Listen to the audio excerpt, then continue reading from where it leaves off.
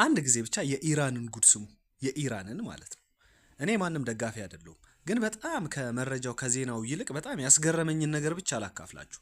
ይኸውላችሁ ይሄ ኤኤን ምናምን የሚል ከላይ ያለው ፒክቸር ማለት ነው የአሜሪካ ትልቅ ራዳር ነው፣ በጆርዳን ውስጥ የሚገኝ ማለት ነው። እና ይሄ ራዳር ስራው ምንድነው? ባሊስቲክ ሚሳኤሎች እና ከባባድ ሚሳኤሎች በሚተኮሱበት ሰዓት ገና ሳይደርሱ 100 ምናምን ኪሎ ሜትር ላይ እያሉ ሴንስ የሚያደርግ ትልቅ ራዳር እና ኢራን ይሄን ራዳር ራሱ እንዴት መታችሁ? ሲጀምር ሴንስ የሚያደርገውን ራዳር በየትኛው በኩል ሴንስ ሳይደረግ የሷ ሚሳኤል ራዳሩን እንዴት አርጋ ድምጥ ማጡን አጠፋችሁ?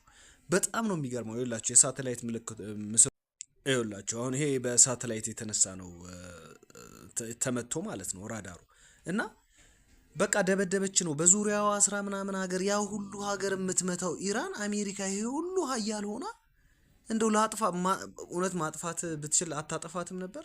ኢራንስ ይሄ ሁሉ ኃይሏ ጉልበቷ ይሄ ሁሉ ሚሳኤሎቿ ሳያልቁም እንዴ? አልገረማችሁም የኢራን ነገር? እኔ ተአምር ሆኖብኛል። በቃ የምሰማውን ዜና ሁሉ በቃ ማመን እየከበደኝ ነው።